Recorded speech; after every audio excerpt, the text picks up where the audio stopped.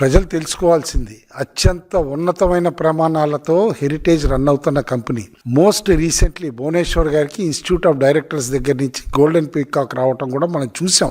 Rarely ఒక south Indian industrialist కి అంత అత్యుత్తమైన అవార్డు వస్తుంది. అలాంటి అవార్డు వచ్చిన కంపెనీ గోల్డ్ స్టాండర్డ్ కంపెనీ అంటారు యాక్చువల్ గా లిస్టెడ్ కంపెనీస్ లో. One of the gold standard company heritage కూడా. ప్రభుత్వాలకి రెగ్యులర్ గా ట్యాక్సులు కట్టే కంపెనీ, మీలాగా ఎగవేతలు చేసే కంపెనీ కాదు, కోర్టులో కేసులు ఉన్న కంపెనీ కాదు, అండ్ బ్యాంకుల దగ్గర అప్పు తీసుకున్నా కూడా ప్రాంప్ట్ గా పే చేసిన కంపెనీ ఏదన్నా ఉందంటే హెరిటేజే.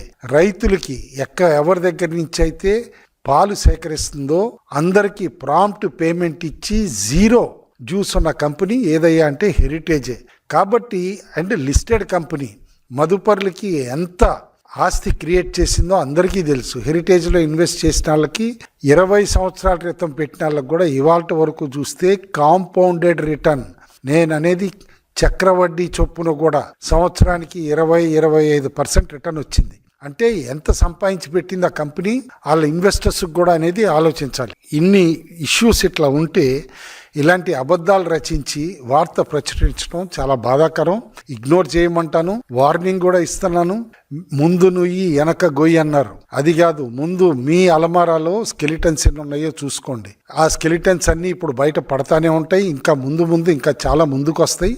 వచ్చిన తర్వాత మీ పరిస్థితి ఏంటో చూసుకోండి. జైలుకి చాలా దగ్గరలోనే ఉన్నారు, జైలుకే వెళ్తారు. అండ్ ఇలాంటి అవాస్తవాలు ప్రచురించి ఆల్రెడీ డిఫమేషన్ కేసులు ఎత్తుక్కుంటున్నారు. వేరే వార్తల్లో ఇంకా డిఫమేషన్ కేసులు కూడా మీ మీద పడతాయి అని చెప్పేసి కూడా కాషన్ చేస్తున్నాను.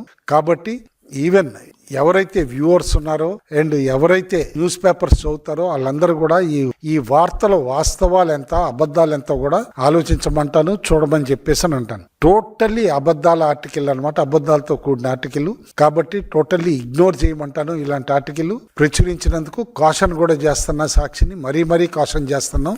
ఇంకా మీరు చేసే తప్పుడు పనులు కూడా తెర మీద తీసుకురావడానికి వెనకాడము ఎన్నో రోజులు పట్టదు, చూస్తూ ఉండండి అని చెప్పేసి కూడా కాషన్ చేస్తాం.